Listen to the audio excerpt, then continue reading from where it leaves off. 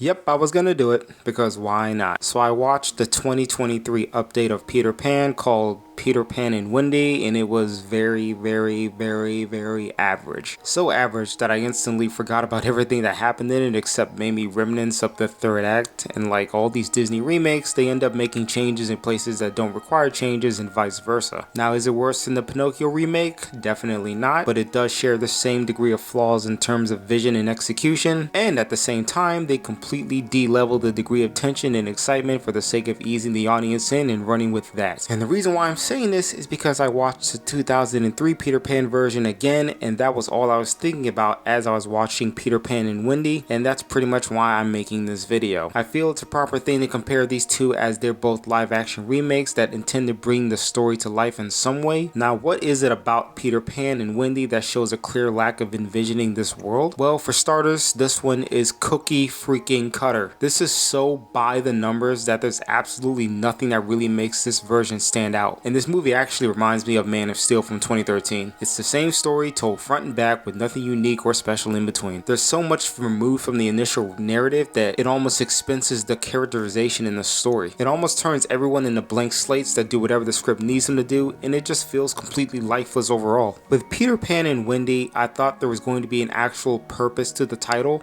I thought the filmmakers were going to actually explore Peter and Wendy's dynamic and maybe go in depth with what makes them the same but different, but I'm actually kind of jumping ahead here, so I'm not going to go any farther. But I feel this movie should have been called Peter Pan and Hook, and I'll explain why later. But let me get to things that I actually did like about this movie, shockingly. Now, personally, I feel David Lowery is a pretty competent director, and I actually appreciate his stylistic approach to this movie. This reminds me a lot of Terrence Malick with how the film is sometimes shot and edited. The editing choices in this film were also well done and added to some of the scenes where it was necessary. I'm not sure how Lowery was inspired by Scorsese and Tarkovsky when both directors really had more depth and texture to their movies than this movie did. The scene of them flying to Neverland was enjoyable, and I thought there were some clever choices that I didn't expect. I just wish the sequence where they were flying to Neverland was a little bit longer. The score was very well done by Daniel Hart. It was energetic and appropriately used. Jude Law was pretty good as Hook. Not great, but I feel the script was to blame for him not really having much to do. Some of the visual effects looked pretty fantastic, especially near the beginning and the end of the film. And that's it. Okay, now what doesn't work? Well, this movie has nothing to really offer on a deeper level. I feel Laurie was put into a corner where he wasn't sure how to even add depth to the story, so he just told it using the barest of the elements. But like I said before, this involves the expense of the characters. Case in point, Tinkerbell. Tinkerbell actually had a defining character trait in general, but they thought it would be a great idea to strip her of her defining character traits, which was her resilience, toughness, stubbornness, jealousness, and just make her occasionally annoyed when someone doesn't understand what she's saying. Like, that's all you could do with her. You just strip her down to her barest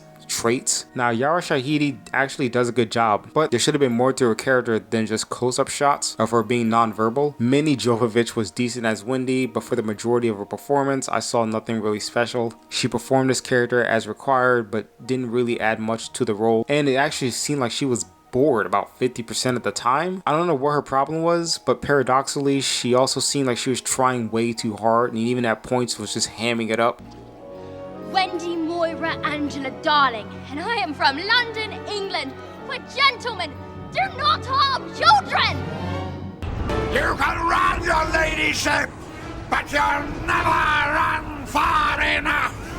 Somehow there wasn't much emotional complacency, just this over-the-top reactions to things. So if Mila Jovovich underacts in her movies, then her daughter overacts. Like, how pathetic can that possibly be? I was feeling some kind of way about her performance from the clips on YouTube, and I think it's clear to say that my suspicions were confirmed. Wendy was both boring and completely over the top. Peter Pan, the main character, felt like an afterthought, honest to God. Where's the energy? Where's the arrogance? Where's the pride? I mean, to be fair, Alex Maloney started out as what Peter Pan should be, but as the film went on, the script just makes him come off as a distant, disinterested, and one-note character. This really hurts the film when Pan's character is not really like what he's written as. Even if it's supposed to be a different interpretation, there's nothing really to add weight to it. And speaking of which, alright, so I'm going to continue this review by comparing how the 2000 2003 version shats all over this one. Now, I'm not saying that Peter Pan and Wendy need to have the same elements as the 2003 film, but why is it that Peter and Wendy feel so hollow by comparison? You want to know where this movie started to feel wrong for me? It was the moment the film introduced Peter to the other characters. The interactions between the characters lacked any sort of established chemistry or dynamic. What happens in this movie is exactly what happens in the story, with nothing really developed or explored in between. It's embarrassing how formulaic they chose to go with this movie. For a movie called Peter Pan and Wendy, there's nothing really going on between Peter Pan and Wendy. They have the chemistry of a rock in the sky, and the movie has the audacity to have them touch hands near the third act to help Peter Pan regain his flying ability, and this also goes with his relationship with John and Michael. Now, Peter has never had a strong tie with Wendy's brothers. They were admittedly just side characters, but he doesn't really have anything to say to them at all. It's like you could replace Michael and John with crash dummies and nothing would feel different. Now let's check out Peter Pan 2003. Peter Pan 2003 was directed by PJ Hogan, and this is, in my opinion, so far his best film he's ever done. The reason why is because he chose to add a psychological element into the film. He really prompts the viewer to think differently about these beloved characters, and this starts with Peter and Wendy's chemistry. Now, I understand why lovers of the novel wouldn't be too pressed on Peter and Wendy having somewhat of a romantic element to their relationship, but this was a chance to explore this idea further than other versions. At their age, this is about the middle bridge of their development. Sexual tension and attraction is bound to develop at that age. Hormones develop, and I'm sorry that this sounds all gross, but Peter Pan was the perfect chance to explore these ideas. Peter and Wendy have always butted heads in growing up or choosing to stay young, but to add the element of developing attraction and feeling really makes a relationship in this film the most realistic I've seen it in any version. Wendy, in a sense, can be seen as a mild foil for Peter's idealistic ways of refusing to grow up, but now the layer of romance and attraction adds deeper layers to both characters. This plot point of Wendy having that hidden kiss established by her aunt is set up to be reincorporated for when she kisses Peter Pan to bring him back to life. Metaphorically. She wasn't expecting it to work that way, but she knew that if Peter could experience a glimpse of growth that she knows that she has to experience herself, then maybe Peter could either live or die having a piece of that. And instead, this kiss gave him something in the middle. It gave him a sense of self-worth, self-improvement, and that glimpse of happiness is what he was missing in his life. He still refuses to grow up as an adult, which is consistent, but he still grew as a character. This is what PJ Hogan respected about the material. He put Peter Pan in a challenging position that was consistent with who he was. And this goes for Wendy, who is an amazing character in the 2003 film, taking the things that she learned about herself, using her storytelling to establish her bravery, and opening to her honesty about what she wants. Yes, this is all familiar anyway, but the film communicates that Wendy knows that she has room to grow and improve herself, just not in Neverland. So in other words, this is a coming of age story. So back to Peter and Wendy's chemistry. I always like to watch interviews and see exactly how fictional characters have strong or weak chemistry in the movie. Jeremy Sumpter and Rachel Hurd Wood's chemistry in this interview really communicates why their characters felt so naturally compatible in the narrative. Finished product to when we were actually filming, because the two seem so different. Right. Did the old hand here help you out? He did, definitely. He helped relax me, because I got very nervous sometimes. I did her massages. I'm kidding. That would've been So I nice. just warmed up a bit because she was a bit, shy at first, and then just warmed her up and said, "These are your family. Just treat them like your family." And then she's like, "Okay." And then she was yappity all the time. And with Alexander Maloney and Edward Galba Anderson, I don't know. I don't want to say they're faking it, but I never get the sense that they really create believable chemistry for the film outside of it. They're so boring in their roles because the script, neither direction really give them anything of substance to work off of. It's just checklisted interactions between the characters and nothing more, nothing less. And holy crap, does this go for the Lost Boys, the Lost kids, the woke kids, I guess, I don't know. But Peter in Peter Pan and Wendy hardly interacts with the Lost Boys in the film. I mean, hardly. I mean, honestly, how more can you poorly communicate the pre-existing relationship between Peter and the Lost Boys? He freaking disappears from the movie while the Lost Boys are the ones that look for Michael and John, who was kidnapped by Hook. Now, the Disney animated film stayed true to the original story of Peter rescuing Tiger Lily, but the Disney film added more at stake by the Indians establishing an ultimatum, or they'll burn Wendy's brothers and the Lost Boys alive. A little dark and messed up, but I personally like that. It just makes sense. I also like the 2003 2003 change to where Wendy's brothers are kidnapped. But I find it funny that director David Lowery repeated this plot point from the 2003 film, but writes Peter Pan completely out of this point just to make his reveal that he saves the day awesome or something. And I guess Tiger Lily being kidnapped wouldn't be woke enough, and instead just make her like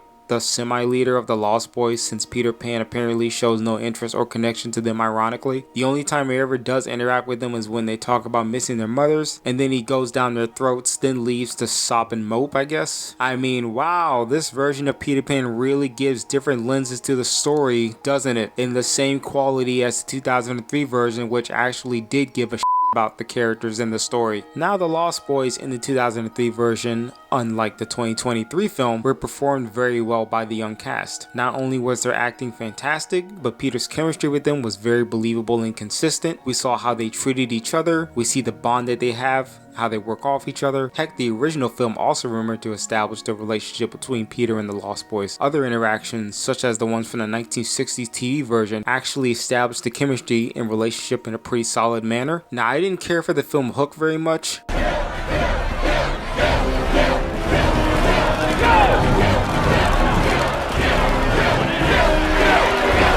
But as poorly written and as overproduced as that movie was, at least you got a sense of the relationship between Peter Pan and the Lost Boys. I mean, good God, did you actually read and watch the other Peter Pan stories and actually knew what you were doing, or did you not? Because it seems like the latter to me. The Lost Boys in the 2003 film actually have an arc that pays off beautifully with them having a mother. The Lost Boys and Peter Pan and Wendy are adopted, but with nothing to be emotionally attached to. It's just something that needed to happen because it was in the book and that's it. Oh, okay, nice, good, whatever. Talk about the bare minimum. So what did they do with Hook? Well, one of the only times I'll give this film the mildest of credit is what they did with Hook. Now, for starters, let me say that I thought this was the weakest version of Hook ever put on screen. After Jason Isaacs' portrayal of Hook, I started to realize that Hook could actually be taken seriously as a villain in the fictional medium. He can be complex, he can be scary, aggressive, smart, and above all, threatening. But now we've reverted back to toning down the threat level of the main villain because it's 2023 and kids can't handle a villain that actually is doing villain things. We have to have the villain just talk a tough game,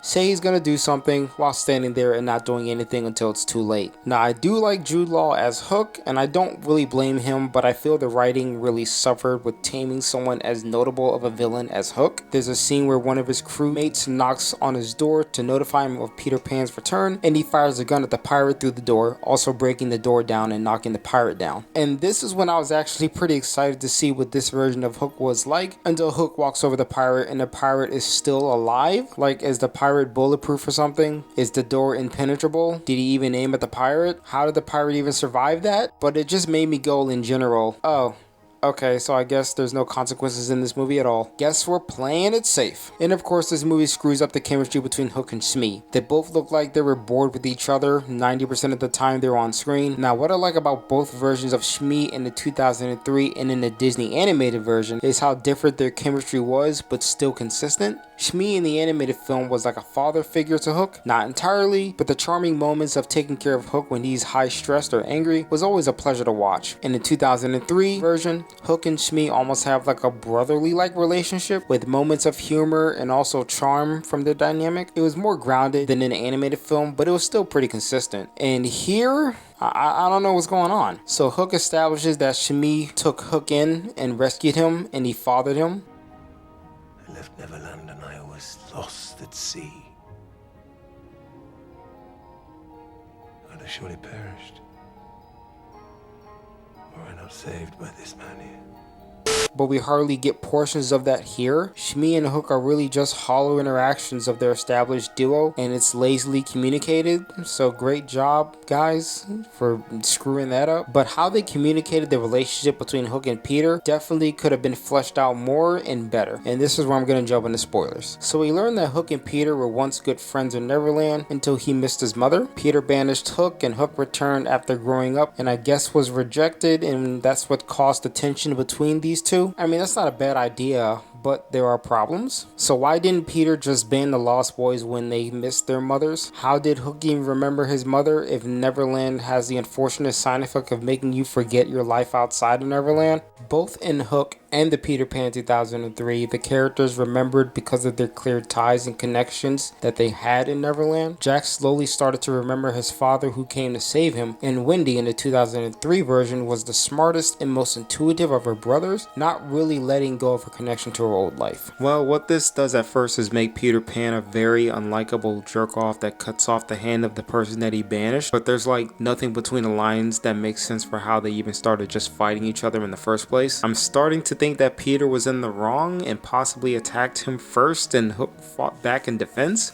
Or did the pirates raise and convince Hook that Peter was the enemy? If so, doesn't that make Smee the real villain in the movie or something? Like the true mastermind? Why did they all even bother going back to Neverland? They just ended up starting a war with Peter. What compelled Hook to even get this degree of vengeance on him? Does he want to kill Peter or does he want to make amends with Peter? I feel the only time Hook ever really wanted to kill Peter was for justifiable reasons, such as Peter cutting off his freaking hand. You see, when you try to deconstruct the villain and try to make him sympathetic, you end up with unanswered questions about the logic behind how this legendary rivalry even started, because there seems to be more to it than what the writers are letting on. I mean, I do like the idea that the relationship is sort of that yin yang where one can't exist without the other, but Hook dies in several iterations of the story. I appreciate the ending is different, but this was supposed to be ambiguous, I think. If they're going to reconnect as friends, as this scene seems to imply, that's great.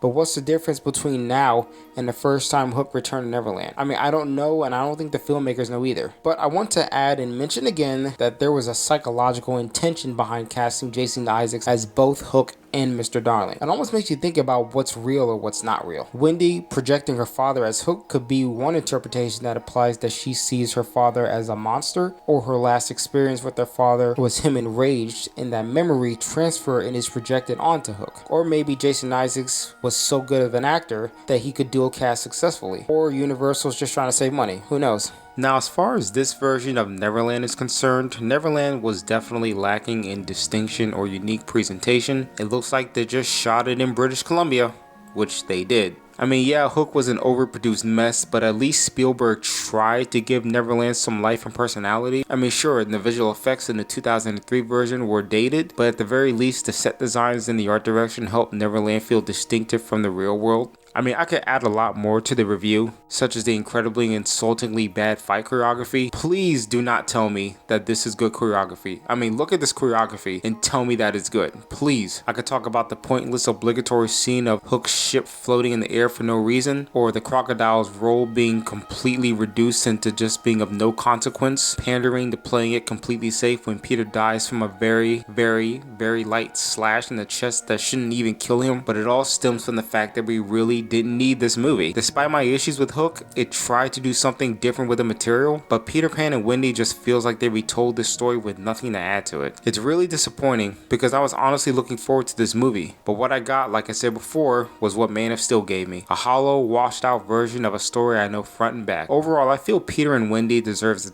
2 out of 5 stars, and I might be being a little too generous to that. Jude Law is good, the effects are great, the score is well done, but everything else feels obviously uninspired and rehashed. And I think it's time to just leave the story alone, guys. There's nothing more you can do with it. Alright peeps, peace out. Sorry it's been a while. I'll try to keep consistent again, but we'll see what the future holds. I do miss making content, and I'll try to do my best. So, peace.